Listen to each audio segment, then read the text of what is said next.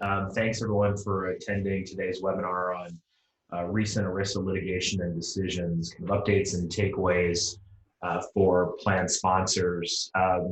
My name is Eric Daly. I'm managing principal of Multnomah Group. I'm joined today by Greg Johnson, who is a senior consultant and directs our technical services effort within the firm. Before we jump into the content, maybe a few housekeeping items. The first of which is that we are recording today's presentation. So the lines are muted for call quality. That's not because we're not interested in questions. If you have some, we'd love to take them. You'll note in the app that there is the Q&A capability. So if you have questions as you go through today's presentation, please feel free to add those, and we'd be happy to address as many of those as we can.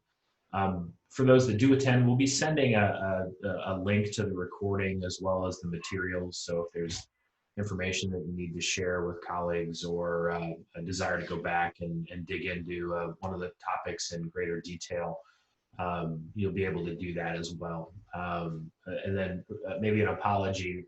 When I got dressed this morning, I neglected to remember that I'd be on video. So if my striped shirt is giving you vertigo as I move around, please know I didn't do it. I didn't do it intentionally. And then last but not least, I did note today that one of my favorite ERISA class action defense litigators is joining us today. So to the extent that I butcher anything too badly, I'm hopeful that she'll send me a note in the Q&A section so that I can correct in the midst of today's presentation.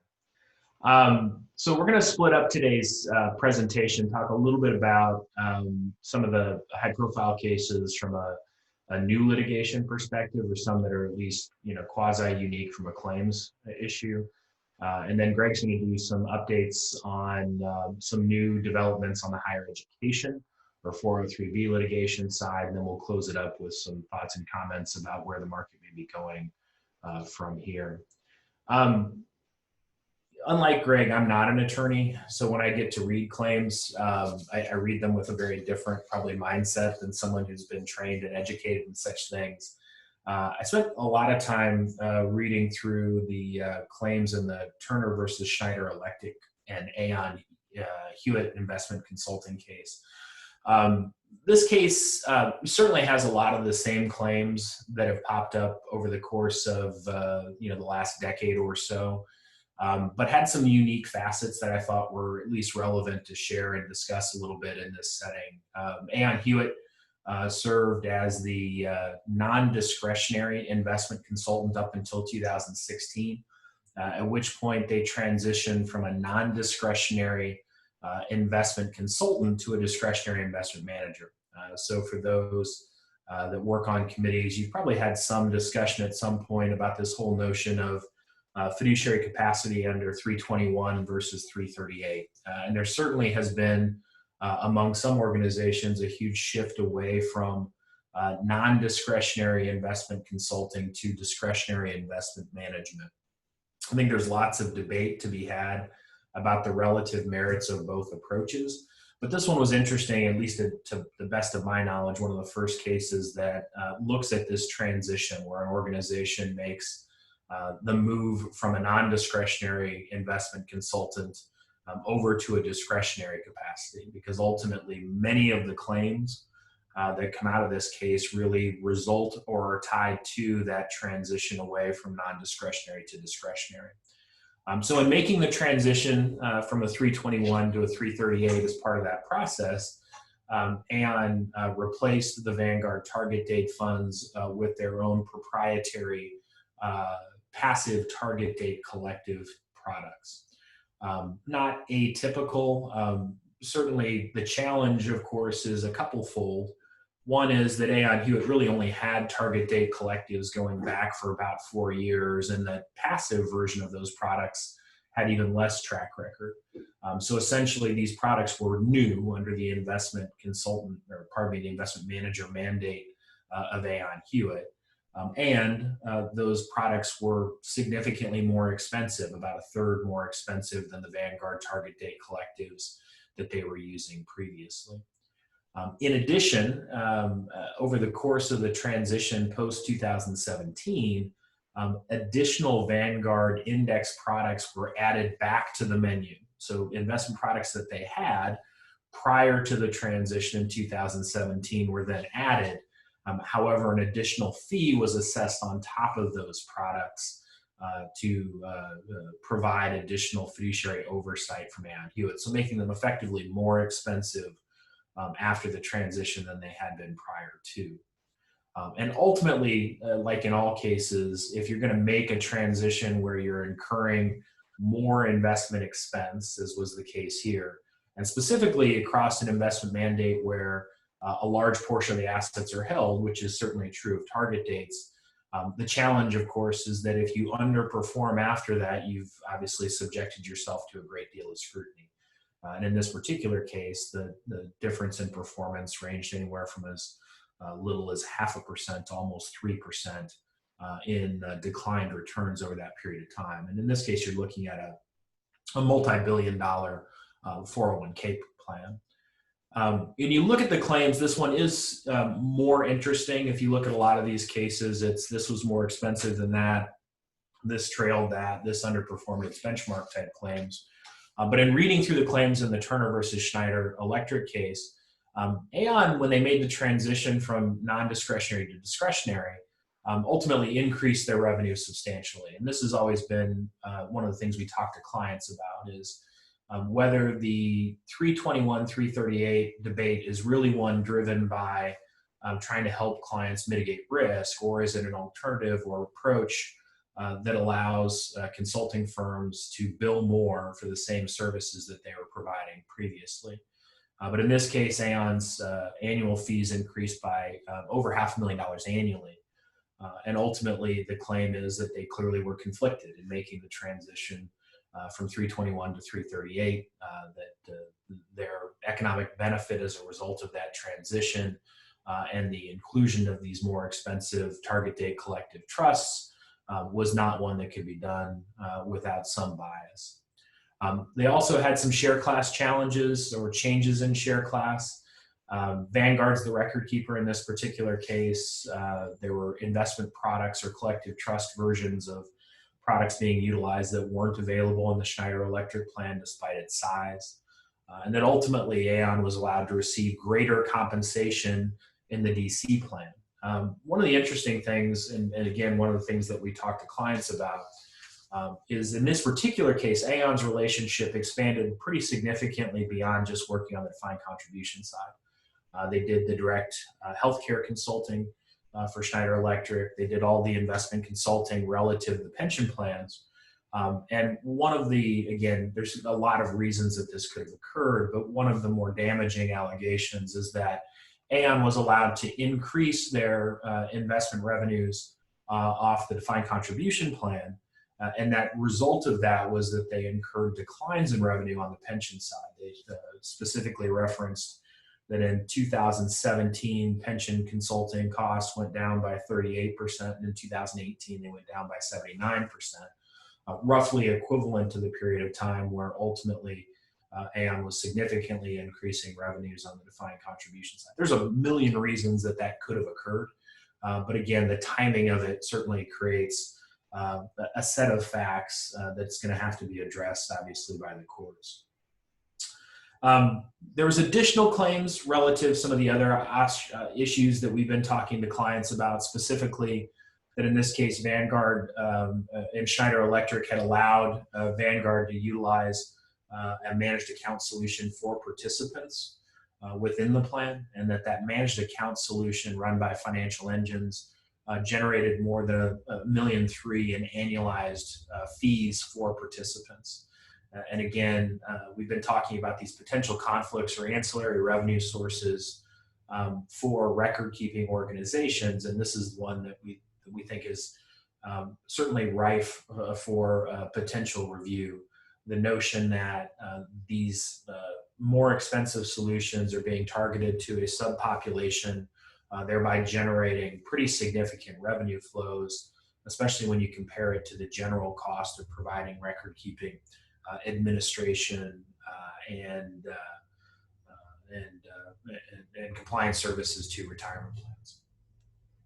And again, the last claim that Schneider just failed to retain an independent party. I think this is the challenge of the 321-338 relationship to some extent, right? Which is when you're working with the 321, typically the 321 would have as part of that process benchmarking fees and costs, relative ancillary providers.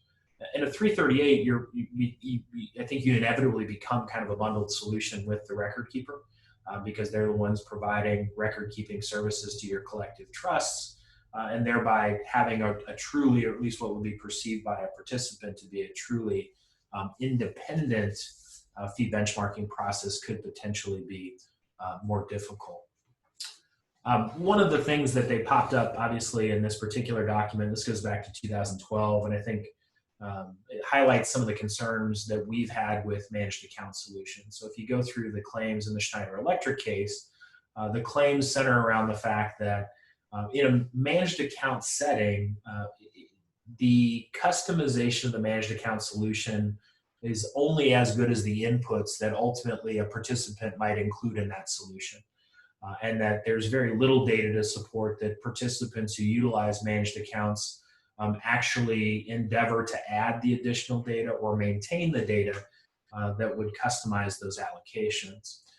And the GAO had done some review of these managed account services going back all the way to 2012. And unfortunately, at least at that time, there certainly was no compelling evidence that participants who utilized managed accounts over, for instance, a single target date fund generated better returns, especially on a net of fee basis. And because the fees are so material and that burden becomes so high, being able to document the reasonableness, the effectiveness of a managed account solution that you may choose to make available to participants. And again, these are sold in such a way that you, the plan sponsor, can provide this as an option to your participants who ultimately bear the fee. All of that is true, but the fiduciary liability relative whether you allow it, negotiating the fees, which was another claim in the Schneider Electric case, that given their purchasing power, they should have more effectively managed the costs associated with the managed account solution if they did want to offer it. Those all are retained as fiduciary responsibilities, for the plan sponsor. Last, it does highlight the fee benchmarking process that is so critical. So, the record keeping fees really weren't of a substantial debate in the claims. I think there was some claim that potentially Schneider could have done slightly better on the record keeping side with Vanguard than they were doing. But the claims were ultimately that how would Schneider know? There was no fee benchmarking process in place, or at least not one that they were aware of at this point, and that there were conflicts, right? Conflicts on the proprietary fund side, in this case, Aon generating proprietary products as a result of their 338 mandate that increased costs. Obviously, there was the managed account conflicts wherein Vanguard's receiving pretty significant, more than $1 million a year in revenues relative the extension of this managed account service that had grown significantly in a 3-year period of time. And we'll talk about what we're seeing on the managed account side relative to that piece as well. So looking at these additional conflicts, clearly there's the fee benchmarking, although when you a plan of that size, whether you're paying $30 a head or $50 a head or $70 a head, from a total financial liability perspective is not frankly that high. This was a plan that had 26,000 or so participants in it. So even if you're off by $30 a year for 5 years, you're just the total cost of being wrong is not very significant. But these additional managed account asset-based costs, proprietary fund costs, do create some pretty substantial risks. So it'll be interesting to see. Obviously, so many of these cases get settled, so it's difficult to know how much we'll learn about the actual process through the discovery process and as it makes its way through the courts. But this, from my perspective, was maybe the most interesting case because it highlights some of the areas where we think there are real material conflicts in defined contribution. Having a 338 that manufactures their own investment products clearly creates without some oversight, creates some risk for plan sponsors potentially. And these conflicts relative to managed accounts and other solutions on the record keeping side that have become just kind of a matter of course in defined contribution plans. We also got a Supreme Court decision, Thole v. U.S. Bank, which was a case really relative standing, right? So again, this goes back to my intro to law class in business school, so it's not very high level stuff, but it's always been my understanding that for you to sue somebody, you actually have to have had standing. I mean, you were impacted in a negative way, had suffered injury that was concrete, particularized, actual, and imminent, that the action was caused by the defendant, the injury could only be redressed by judicial relief. And in this particular case, the set of facts relative to U.S. Bank are not particularly strong, in so much as their pension plan was 100% invested in equities going into the Great Recession and the market, dive of 2008, 2009. And as a result of that allocation over that period of time, the defined benefit plan had a negative return of nearly $1 billion, $750 million in total losses. So significant. If you're on the board of directors, you're the CFO of U.S. Bank, that was a bad several month period of time. Obviously, you were already struggling as a result of the banking crisis, and now you've also seen your pension plan lose nearly $1 billion in assets. But the interesting thing relative to this case was because pension plans are agreements by the employer to make benefit payments to participants prospectively, the loss had not impacted participants. Participants had up to that point continued to receive their full benefit payments, and there is no anticipation that that wouldn't occur going forward. The negative consequence, as it is with any pension plan that incurs losses or where the liabilities increase as a result of changes in the interest rate expectations, is that ultimately the employer is going to have to put more money into the plan to make the plan whole. And clearly that continues to be the case. The interesting side note would be at some point, right, if U.S. Bank had to turn the plan over to the PBGC, which obviously provides guarantees to participants up to some point or level, could participants who didn't receive their full benefits because of insolvency on the employer side have a claim down the road? Certainly, I don't think that Thole v. U.S. Bank would erase that possibility, but there hasn't been a loss yet. There's been lots of pain, mostly relative to the plan sponsor, but no real impact to the participants in Thole v. U.S. Bank. And that's the huge difference, right, on these pension plans relative to defined contribution plans. On the defined benefit side, the plans are very effective at delivering benefits, and really the liability relative market fluctuations ends up being those that are borne by the plan sponsor. And as a result, unfortunately, what we've seen across the country is a significant reduction in the number of active defined benefit plans, because the corporations and tax-exempt organizations that sponsor them becomes financially difficult or non-sustainable to maintain those plans in such a way to provide those benefits. On the defined contribution side, the litigation risks are substantially more material, because every input factor, investment returns, costs, all of which, or at least the majority of which, are borne by participants, have a much more and a direct and immediate impact on how much a participant or all participants may ultimately allocate or achieve in a defined contribution setting. The other interesting thing, we don't get tons of Supreme Court action on retirement plan stuff, but the Thole v. U.S. Bank position coming out over the course of the last 3 or 4 weeks, I believe. We've already had, that particular claim extended in other types of engagements.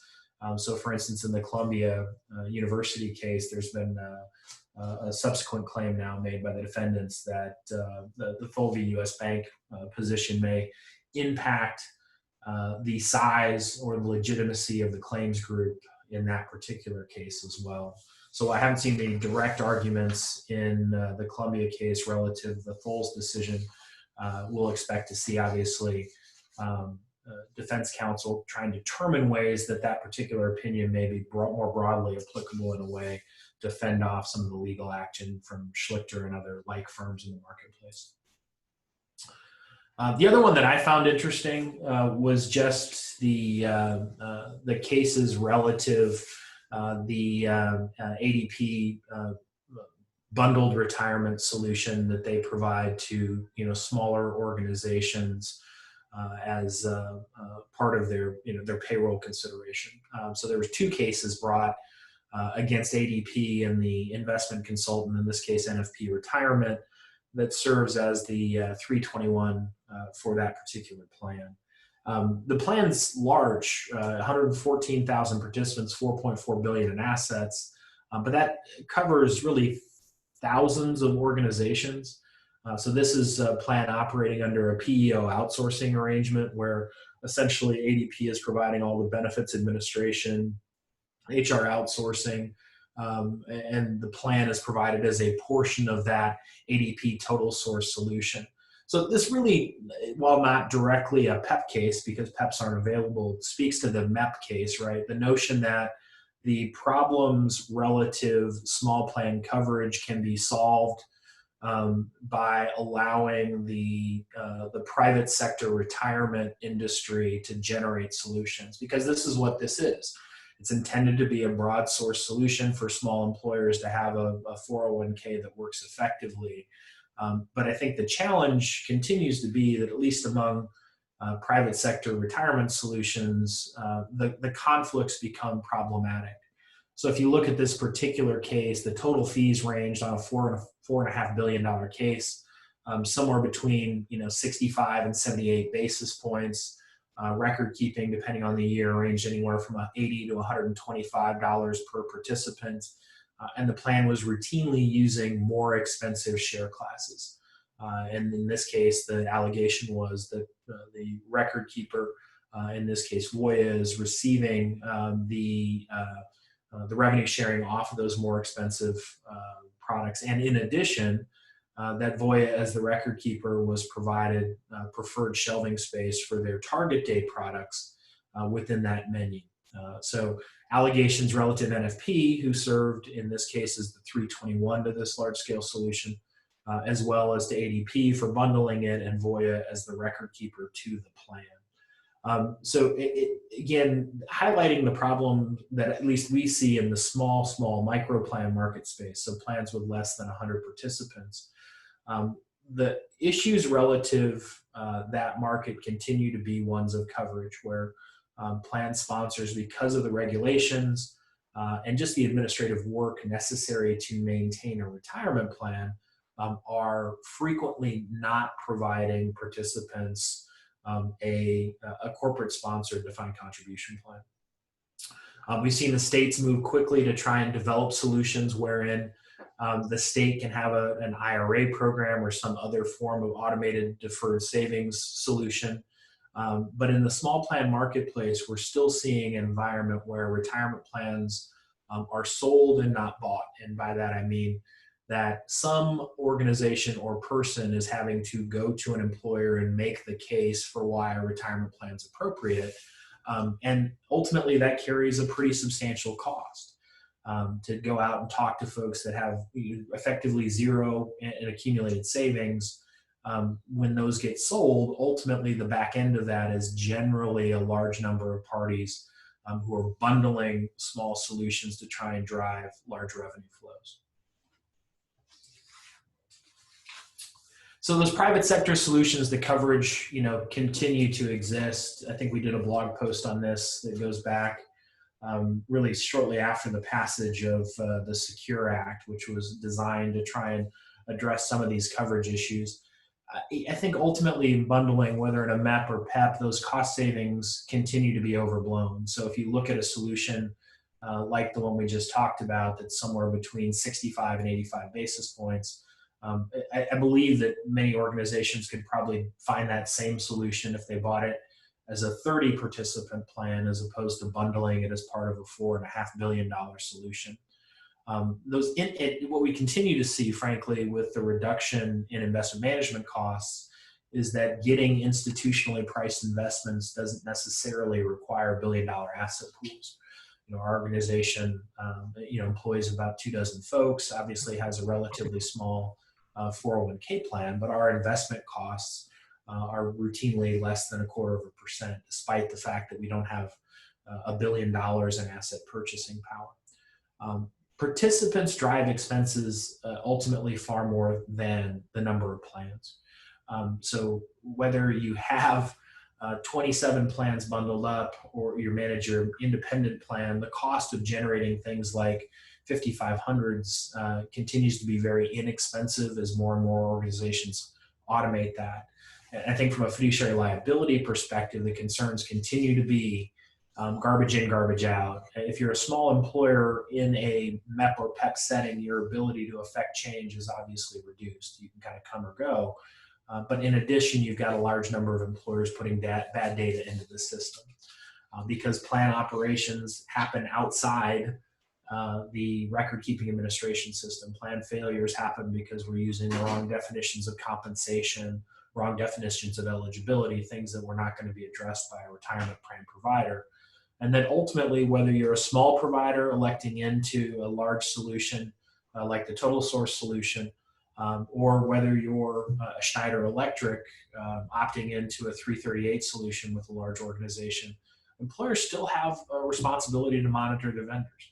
And that's not going to change just because you bundled yourself up into a larger scale solution.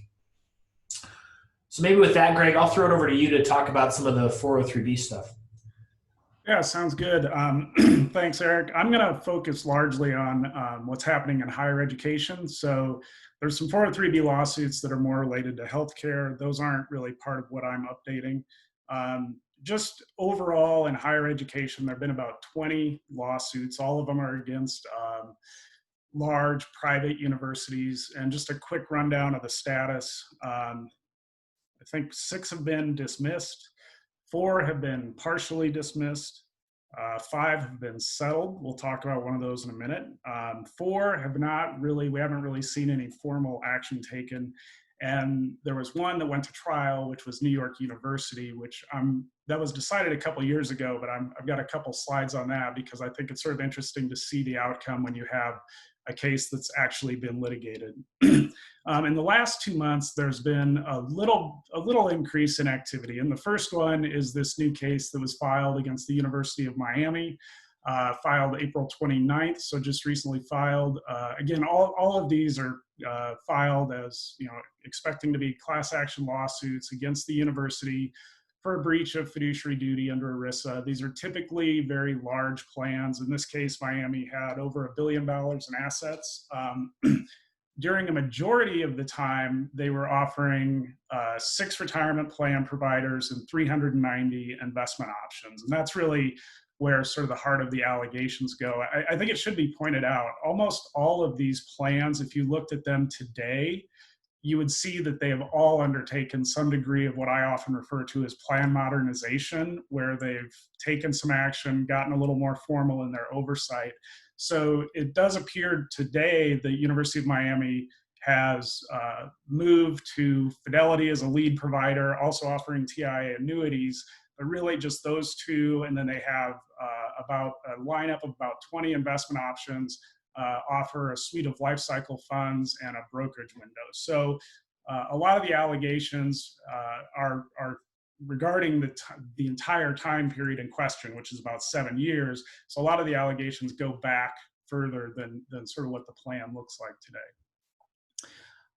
The claims are pretty standard to what we've seen in the other lawsuits. It argues that an asset-based fee structure for record keeping is unreasonable.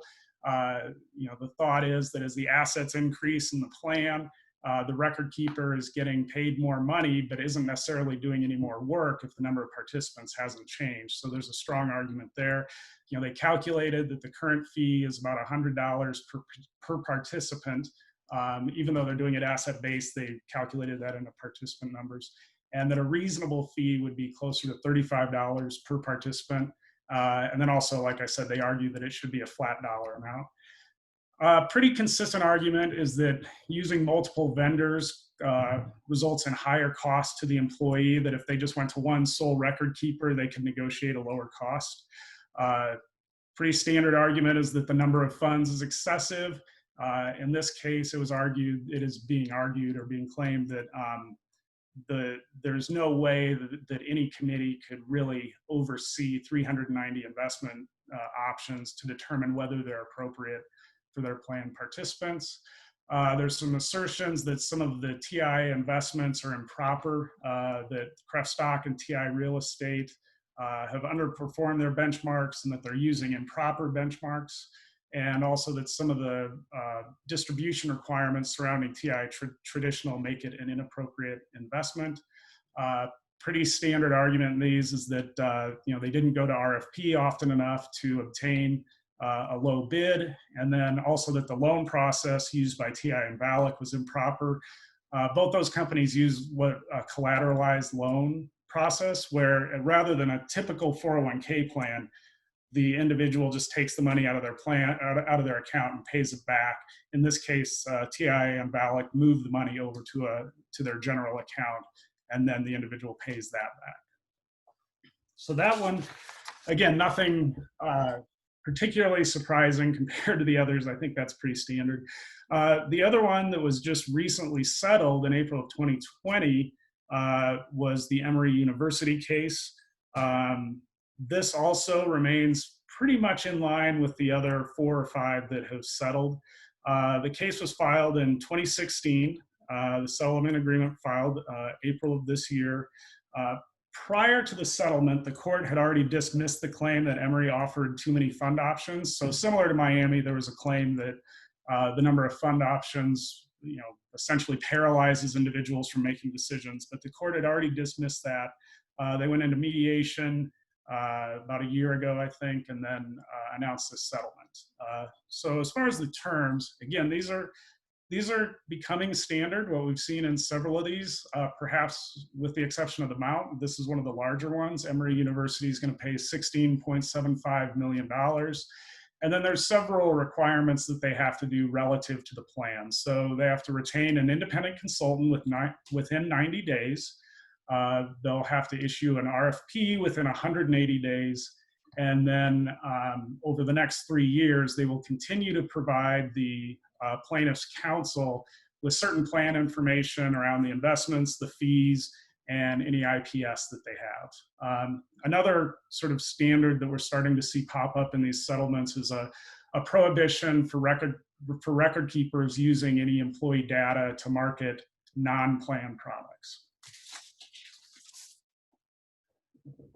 So the next one that I want to talk about was the decision in New York University that actually came down July of 2018. There was an initial ruling. That that the plaintiffs failed to plead sufficient facts to support several of their claims. So really, there were multiple claims. Several got thrown out before the trial.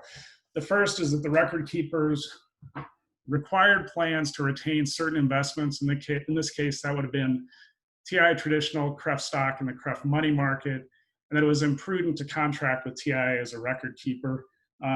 This was dismissed because there wasn't actually a requirement that they use any of those funds. So yes, they were required to be in the plan, but no one was required to invest in them. An argument that it was dismissed that they incurred excessive fees by failing to offer the lowest share class. The court reviewed this, and the lower share class, some of the lower share classes actually had some cashability restrictions, so it was deemed not imprudent to continue to offer the higher share class. And then it was also alleged at NYU, and it was dismissed, that they engaged in several prohibited transactions through the revenue sharing arrangements in the plans. On those, the court determined that collecting fees through revenue sharing in and of itself is not improper. Potentially maybe the cost of the service that's being paid is potentially improper, but just the act of using revenue sharing to cover expenses is not improper. 2 counts then moved to trial, and NYU did litigate them. Whether NYU failed to monitor excessive record keeping fees by not issuing RFPs and not moving to one record keeper, and whether they offered inappropriate and underperforming funds in CREF stock and TI real estate. Again, it was dismissed that you're required to use these funds, but then the challenge that was sustained was whether or not those were improper investments to hold in the plan. So now we move to the rulings of the court. It was determined that retaining two record keepers was not imprudent. The court spent a lot of time indicating that the committee had actually closely reviewed this, and they determined that the pressure on an already strained IT department, the impact to participants, there were many reasons why they made the decision to continue using TI and Vanguard. They also ruled that the frequency of RFPs was sufficient during about the 7-year period that's in question. There were 2 RFPs issued. The court noted that that was sufficient. There's not necessarily a requirement that someone go to RFP. So that was sufficient, but they also specifically noted that between the 2 RFPs, the committee had negotiated with both TI and Vanguard to continually get fee reductions throughout that time period. So I think that weighed into that decision. They determined the committee was correct in not including annuity assets in their RFP bids. That one was based on the fact that a large portion of their plan assets were in annuities that could not be mapped to another record keeper.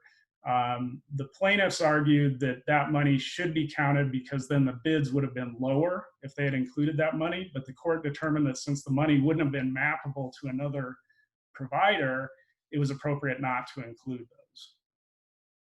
It was determined that moving from revenue sharing to a flat fee structure would not have been a more prudent way to collect fees. In fact, they even, in sort of doing the math, determined that one of the flat dollar bids would have been more expensive in basis points than the bids that they accepted. The committee properly monitored the investments and did not use improper benchmarks for TI real estate or CREF stock.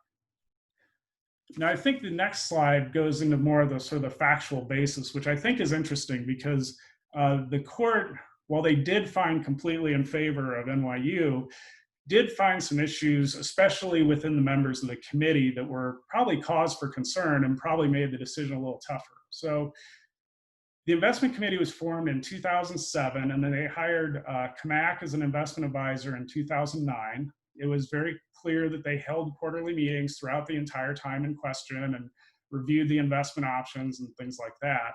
So the evidence did support that the committee had made decisions based on adequate investigation and independent decision-making. But they did find several deficiencies within the committee, and I've noted a few of these here. Like one of the committee co-chairs, who was the co-chair the entire time in question, was found to lack the depth of knowledge. It was determined that she didn't have the depth of knowledge to oversee a plan of this size. Several committee members showed a lack of understanding of what their fiduciary role is, and even if they were a fiduciary. In fact, one individual didn't even know if he was a member of the committee. It looks like he must have been testifying over 2 days because he went home that night and figured out that he was no longer on the committee, so he was able to report that to the court the next day.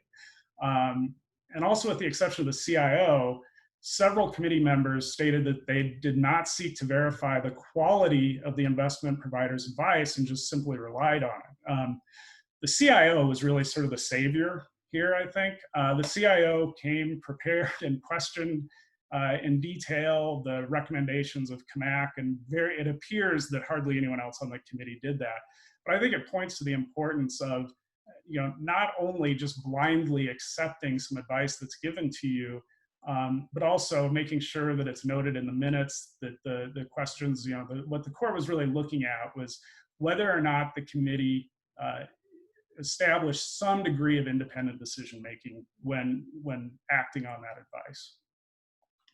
The court also found the level of involvement and seriousness the committee members treated their fiduciary duty was troubling, but ultimately it did not result in a failure to fulfill their fiduciary obligations. There was one individual who appeared to routinely be missing the meetings. At least 2 individuals indicated that must said on the stand that they have really big jobs, and sort of minimizing the importance of what their role needs to be on the committee. The judge seemed to find that fairly concerning as well. It was also noted, I mentioned independent, coming up with independent decision-making. The committee accepted over this time period all of the investment advisor's recommendations with only one exception. And the court pointed out, though, that doesn't mean that the advice wasn't appropriate, and so that they somehow improperly deferred to their advisor. They still questioned and understood what the advisor was recommending, and then determined that those recommendations were appropriate. I think the other interesting thing is that the court found, in particular, the plaintiff's expert witness was not credible, and I think that weighed heavily on this decision. The witness had really no experience with 403B plans, very little, if any, experience in retirement plans that held annuities, and had zero experience in converting plans from a multiple record keeper format down to a single record keeper. It should be noted, on the flip side, the court found particularly credible the witnesses for both TIA and Vanguard, as well as defendants' expert witness. And again, I think that, I can't say that that in and of itself turned the decision, but I would say that the lack of a credible witness for the plaintiff, coupled with the fact that you had a very active CIO that participated actively in the meetings, probably were the two tipping points that allowed the judge to find completely in favor of New York University. So I think really what you see here, my takeaway from this is the importance of being, if you are on an investment committee, you want to be an active member, you want to understand what's being done, you want to take your job seriously, because you never know. You might end up in a court of law testifying about what you did. So Eric, that's my update. I'll give it back to you. Thanks, Rick. We actually have one question maybe you could help with. I think it's relative to that Miami case and the collateralized loans. Can you kind of explain what at least what the claim is relative to those collateralized loans versus the more typical 401k model? Well, I think the collateralized loans have been used by certainly TIA for quite some time. This is just an argument that arguably TIA is making some money off a collateralized loan, right? I mean, they're moving your money over to TI traditional where it's still earning interest, but the interest rate that you may be paying on your loan when you put money back into that TI traditional account is potentially higher. And so that's sort of the basis of the argument that's an improper way to do loans, whereas the more traditional way that you see in the 401k world is if I borrow $20,000 from my plan, we sell some assets in the plan, you give me $20,000, and then over a period of time, I pay that back with interest back into my account. Does that make sense? Yeah, no, absolutely. Okay. Yeah, I think Greg's point's a good one. It's really a classic conflict issue. I don't, and Greg, you can correct me if I'm wrong, I think that claim's pretty consistent across many of these cases. It does not seem to be one that has resonated much in any of the early stages of these court cases. It hasn't seemed to, and that's part of the reason I was so interested in the New York University decision, because I think it's, you don't always, you see the back and forth in some of the claims, and you have some partial dismissals and some things moving forward, but getting a full decision like this, I thought was, personally, I'm glad they litigated it. I like to see a decision like this so that we can start to get more clarity on, what the roles are.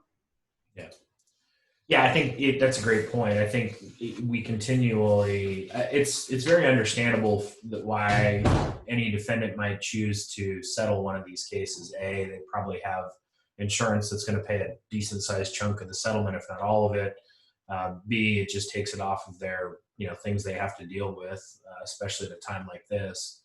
But ultimately, I think the continuing challenge is when you have a settlement like the Emory case or any of these others, that ultimately, while you're not creating a legal precedent that you can use in a court of law, that ultimately the effort by the plaintiff's attorneys is to create a bar by which these settlements become the next best practice.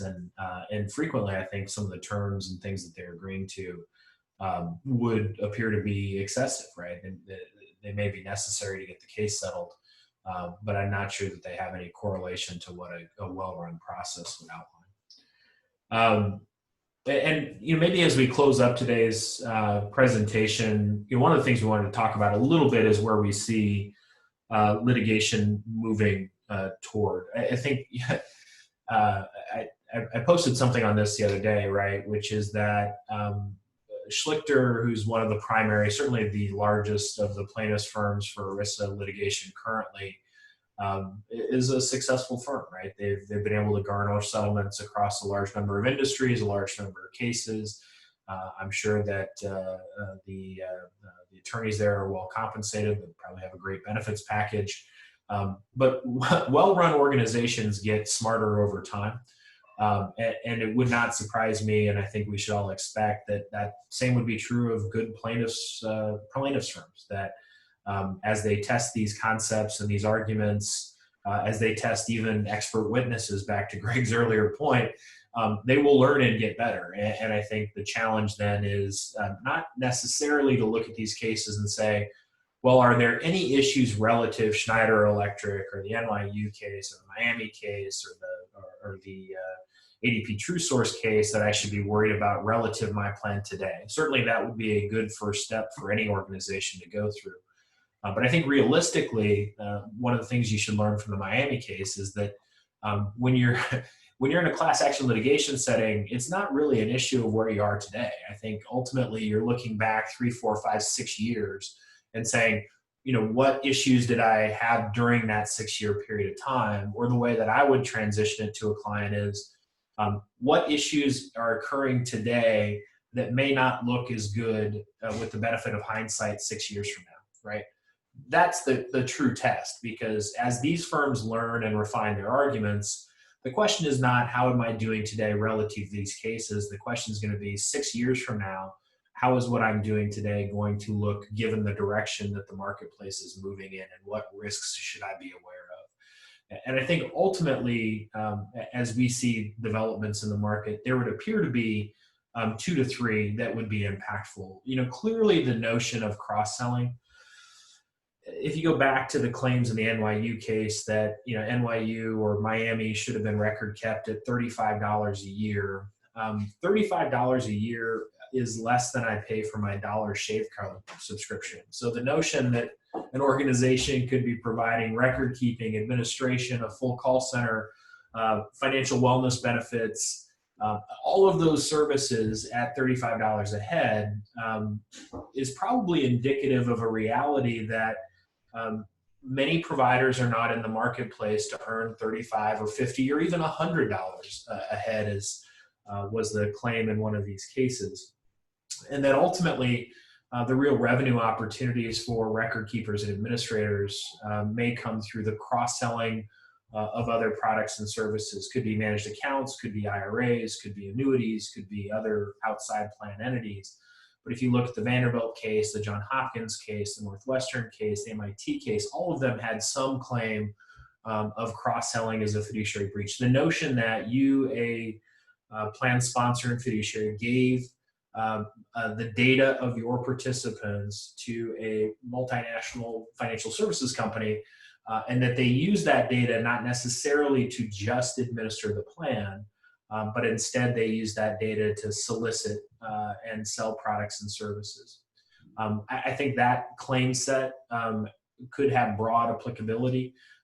It's not one that has been litigated. It certainly wasn't part of the NYU claim set, at least, so we don't have a full decision on it, but it's going to be one to watch, at least from our perspective. The next, ultimately, are what I would say these digital fiduciary risks. I think when we look at behavioral finance in the prism of retirement plans, we view it only as being a positive, right? Which is we use automatic enrollment to get people saving, we use auto escalation, we use default elements to get them in the right place. So they have to do very little to end up in the place that we want them to end up in. I think what we're seeing, and it really dovetails a little bit with this notion of cross-selling, is that with participants being driven so heavily by these default characteristics and using online tools to help them achieve better retirement outcomes, that these large financial services organizations may be driving participants towards solutions that have a revenue impact that would be a conflict. I think a classic example would be managed accounts, for instance, which is if I'm an unengaged participant, in many plans, I have two options. One is probably a target date fund or a QDIA investment that has a low or reasonable cost and is obviously being monitored by the plan committee. And the second, in some cases, would be some form of managed account that utilizes typically the underlying investments, and a computer creates a portfolio for me based on my age and circumstance.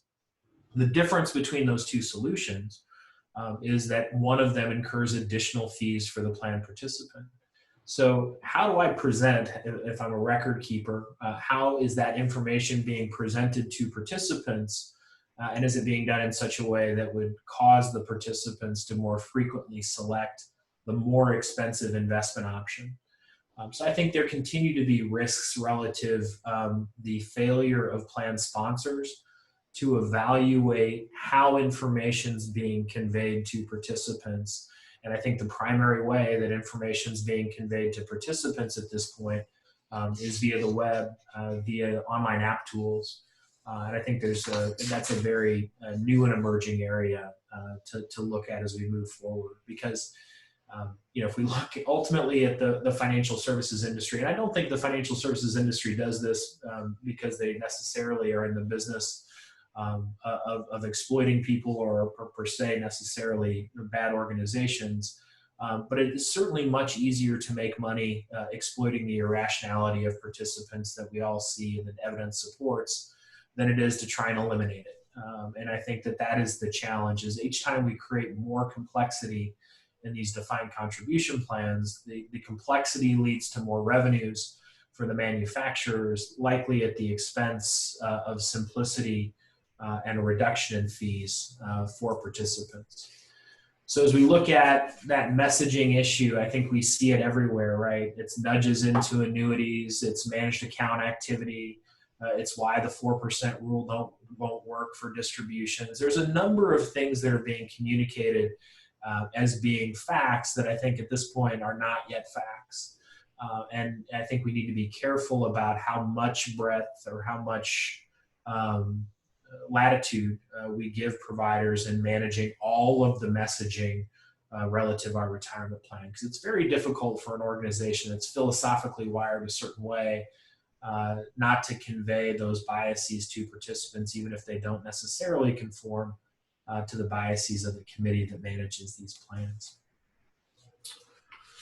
So with that, I think we hit our 55 minutes, gave us a few minutes for any additional Q&As that folks may have. Again, I want to thank everybody for your time today, especially in the current world where we're all in front of computers watching screens all day. This is a tough ask, so we certainly appreciate all that made time to come. So I'm going to give folks a minute or two if they have any questions to tap them out, and we'll see how many we can tackle. So while we're waiting, Eric, I would throw in one more thing that we didn't see in the Miami case, and I don't know if it's fading away as sort of a claim, but early on, there was a claim that the use of active investments should be replaced with index. I always found that one to be interesting because, in the investment management world, I think there's still a very healthy debate about which strategy is better. And it's just hard for me to imagine any court of law trying to weigh on that particular topic. So I don't know if we'll see that one as a claim that maybe plaintiffs' counsel realize maybe that one's not getting me too far, or they just include it in there, just have another talking point. Yeah, it is interesting as you read through and look at which of the claims ultimately have much financial consequence and which ones don't have much financial consequence too. I mean, like the issue you're talking about with loans, which is, okay, let's say it's a fiduciary breach. That's a nickel dime issue, right? Compared to active versus passive. If you could find some court that said, hey, everything needs to be passive at 4 basis points instead of active at 64. Well, then you've got some real math to do as far as the the cost of what a potential settlement or judgment might be. Well, either the questions are too long to type, which is fine. Greg and I are obviously available separately. So if you do have questions, feel free to reach out to us. Again, one last thanks to those for participating, and wish you the best the rest of your day. Thanks so much.